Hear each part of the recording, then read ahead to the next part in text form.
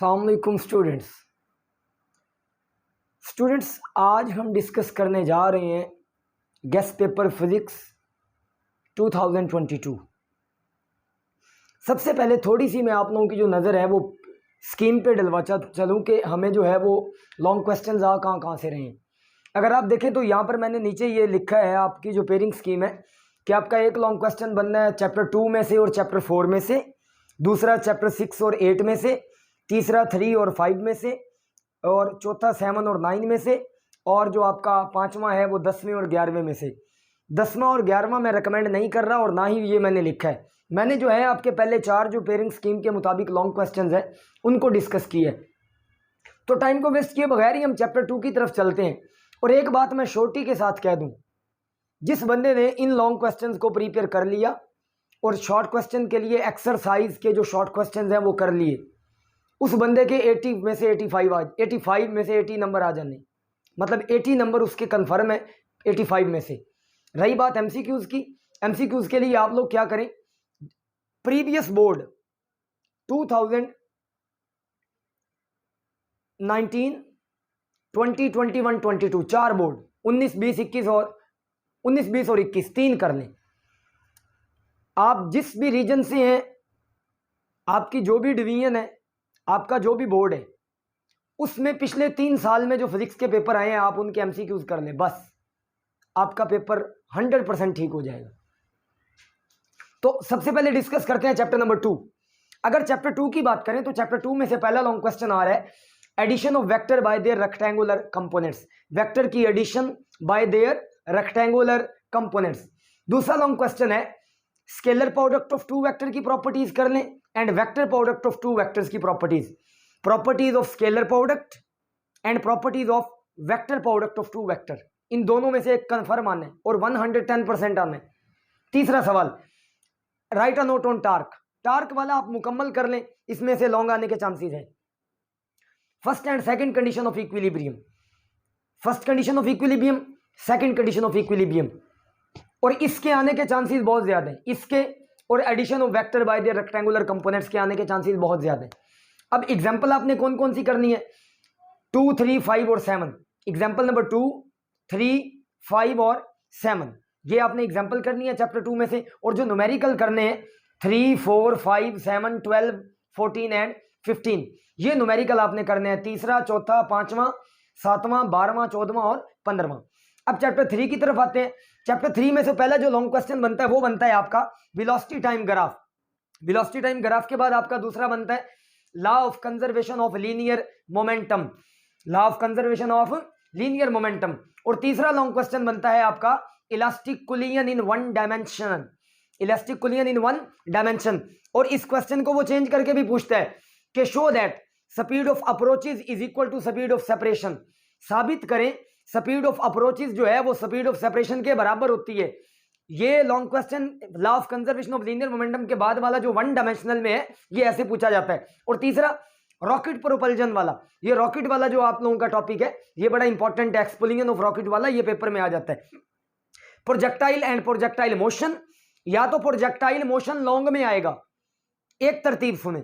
दूसरी तरतीब है define projectile and projectile motion, projectile और प्रोजेक्टाइल मोशन की तारीफ करें and derive a relation for, और मुंदरजा झैल के लिए रिलेशन निकालें।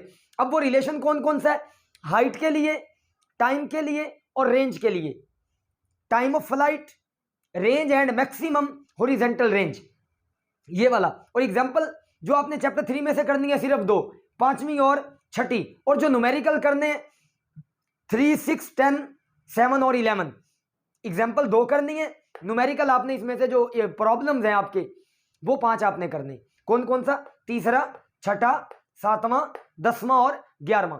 इसके बाद आ जाए सीधे चैप्टर नंबर 4 पे। चैप्टर नंबर 4 में पहला लॉन्ग क्वेश्चन है work done by variable force. आपने variable work done by variable force शुरू में ही पढ़ा है, ये लॉन्ग क्वेश्चन आ सकता है। दूसरा ये स्ट्रांगली रिकमेंडेड लॉन्ग क्वेश्चन है कि work done in gravitational field independent on the path. अच्छा, इसके साथ एक और बताता चलूं, कंजर्वेटिव फील्ड वाला लॉन्ग क्वेश्चन भी कर लीजिएगा। एक तो ग्रेविटेशनल फील्ड वाला लॉन्ग और दूसरा कंजर्वेटिव फील्ड वाला। और तीसरा लॉन्ग क्वेश्चन क्या है, वर्क एनर्जी प्रिंसिपल, इसको छोड़िएगा मत, ये कर लीजिएगा, ये मत समझिएगा कि यार शॉर्ट टॉपिक है नहीं आएगा। वर्क एनर्जी प्रिंसिपल बड़ा इंपॉर्टेंट लॉन्ग क्वेश्चन है। और इसके बाद है एब्सोल्यूट ग्रेविटेशनल पोटेंशियल एनर्जी। पिछले साल भी ऐसा हुआ कि ये लॉन्ग क्वेश्चन आया हुआ था, बच्चों ने नहीं किया कि ये लेंथी है, लेकिन इस पे फोकस करें। और रिकमेंडेशन में एस्केप वेलोसिटी और conversion of potential energy into kinetic energy, ये वाला लॉन्ग क्वेश्चन, 3 लॉन्ग क्वेश्चन पे मेन फोकस करें। ग्रेविटेशनल फील्ड वाला, एस्केप वेलोसिटी वाला और inter conversion of potential energy and kinetic energy. अब आ गया न्यूमेरिकल। इसमें से सिर्फ एक एग्जांपल करनी और वो भी तीसरी। और न्यूमेरिकल कौन कौन सा? दूसरा, तीसरा, 7वां, 8वां और 9वां। और जो मेन फोकस करना है वो आपने करना है तीसरे पे और 8वें पे, इन 2 पे आपने ज्यादा फोकस करना है और एग्जाम्पल 3 पे फोकस करना है। मतलब अगर आप करेंगे भी तो टोटल आपके 6 न्यूमेरिकल बनते, जिसमें से आपने ज्यादा फोकस 3 पे करना है। अब आ जाए आप चैप्टर 4 में। चैप्टर 4 में पहला है derive relation between linear and angular quantities. Linear quantities में और एंगुलर क्वांटिटीज में आपने रिलेशन निकालना है। और दूसरा आ गया वेरी इंपॉर्टेंट दिस क्वेश्चन, दूसरे वाला, कि डिफाइन सेंटीपिटल फोर्स। डिराइवर एफसी का मतलब है सेंटीपिटल फोर्स और एसी का मतलब है centripetal acceleration. Derive a relation for centripetal force and centripetal acceleration. तीसरा सवाल, हाँ, rotational kinetic energy of disc and hoop. ये 5वां आपका चैप्टर चल रहा है। रोटेशनल काइनेटिक एनर्जी का रिलेशन आपने निकालना है डिस्क के लिए और हुप के लिए। उसके बाद आ गया artificial satellites and geostationary orbit. Geostationary orbit वाला इंपॉर्टेंट है, ये मैं रिकमेंड कर रहा हूं।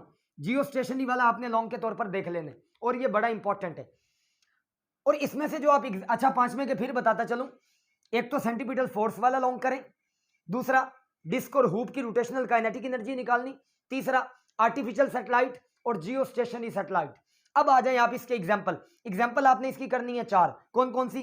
पहली, तीसरी, 5वीं और 6ठी। पहली, तीसरी, 5वीं और 6ठी। न्यूमेरिकल दूसरा, तीसरा, 5वां, 9वां और 10वां। अब आ जाए चैप्टर 6 पे।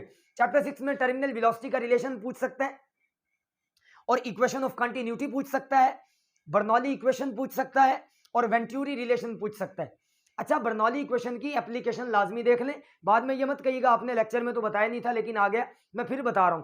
टोटल 5 लॉन्ग है, लिखे मैंने 4 है, शायद 4 ही लिखे जी, 4 लिखे मैंने। एक terminal velocity, equation of continuity, Bernoulli equation और वेंटूरी रिलेशन और एप्लीकेशंस। मतलब ये वेंटूरी रिलेशन बेसिकली एप्लीकेशन में से ही है, लेकिन आप एप्लीकेशन सारी देख लीजिएगा। और इसमें से आपने एग्जांपल सिर्फ एक करनी है दूसरी, और न्यूमेरिकल 4 करने, दूसरा, 7वां, 9वां और पहला। अब आ जाए चैप्टर 7 पे। चैप्टर 7 में फेज एंगल वाला लॉन्ग क्वेश्चन है। पहला लॉन्ग क्वेश्चन क्या है? Phase angle. दूसरा लॉन्ग क्वेश्चन क्या है? Motion of a spring. वो जो स्प्रिंग सिस्टम वाली एग्जांपल है, सिंपल हार्मोनिक मोशन वाली, वो लॉन्ग क्वेश्चन कर लें। और वहां जो तीसरा मैंने लिखा है वो नजर नहीं आ रहा, वो आपने करना है motion of simple pendulum. Motion of simple pendulum. चौथा सवाल आपको नजर आ रहा होगा, और ये मैं रिकमेंड कर रहा हूं, हाईली रिकमेंड कर रहा हूं, और ये बड़ा इंपॉर्टेंट है और इसके आने के चांसेस भी क्या है? बहुत ज्यादा है। और कौन कौन सा है जी? एक है prove that energy is conserved in simple harmonic motion. Simple harmonic motion के दौरान जो एनर्जी है वो कंजर्व्ड होती है। और दूसरा एक्सप्लेन रेजोनेंस। मैं जो रिकमेंडेड कर रहा हूं, बहुत ज्यादा रिकमेंड कर रहा हूं, प्रूव एनर्जी कंजर्व्ड वाला आपने लाजमी करना है, और इसके आने के चांसेस 100% क्या 1000% है। और इसके बाद आपने मोशन ऑफ सिंपल पेंडुलम वाला देख लेना है। अब न्यूमेरिकल आपने इसमें से करना है, इसमें से एग्जांपल आपने नहीं करनी। न्यूमेरिकल कौन कौन सा करना है? 4, 5 और 8, ये न्यूमेरिकल आपने यहां से करना है। अब आ जाए आप चैप्टर 8 पे। चैप्टर 8 में लॉन्ग क्वेश्चन के लिए एक तो आपने वो लेप्लास करेक्शन देखनी है और न्यूटन फार्मूला, मतलब न्यूटन फार्मूला और उसकी आपने क्या देखनी है? करेक्शन। दूसरा देखें effect of temperature, pressure, density on the speed of sound. Speed of sound पर टेम्परेचर का, प्रेशर का और डेंसिटी का क्या असर होता है। तीसरा आपने करना है बीट्स और उनके uses, what are beats, how they are useful और उनके इस्तेमालात। चौथा है स्टेशनरी वेव्स। स्टेशनरी वेव्स वाला बड़ा इंपॉर्टेंट क्वेश्चन है। डॉपलर इफेक्ट बहुत इंपॉर्टेंट क्वेश्चन है, उसकी जो 4 आपके पास केसेस हैं वो भी बड़े इंपॉर्टेंट है। इसमें एग्जांपल आपने 2 करनी है, पहली और चौथी, और न्यूमेरिकल आपने करना है पहला, तीसरा, 5वां और 6ठा। अब आ जाएं आप चैप्टर 9 पे। वैसे चैप्टर 9 टफ है, चैप्टर 9 करना चाहें तो कर लें, वगरना आप लोगों की मर्जी।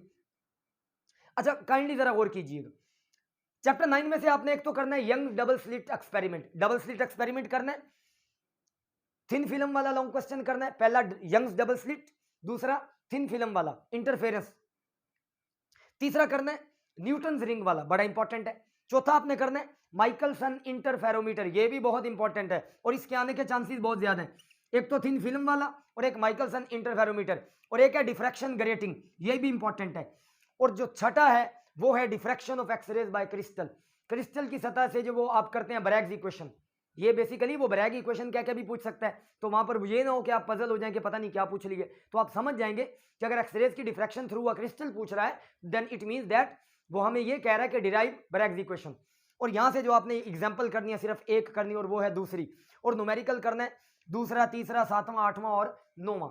मैंने ये नहीं कहा कि फलां चैप्टर से न्यूमेरिकल आएगा, फलां से नहीं कहा, फलां से नहीं आएगा, ऐसा नहीं कहा। रीजन क्या है कि फिजिक्स में न्यूमेरिकल का कोई पता नहीं कहां से आ जाए, हो सकता है फर्स्ट टाइम जिस चैप्टर से आया है सेकंड टाइम उसमें से ना आए, दूसरे में से आ जाए, ये मैं आपको हिंट दे रहा हूं। अगर आपको लगता है फर्स्ट टाइम दूसरे चैप्टर में से न्यूमेरिकल आया है तो इसका मतलब है सेकंड टाइम दूसरे में से न्यूमेरिकल मुश्किल है, थ्योरी आएगी, ये देख लीजिएगा। वैसे so wish you all the best. ये था आप लोगों का जो क्या कहते हैं guest paper of physics 2022। Wish you all the best, God bless you.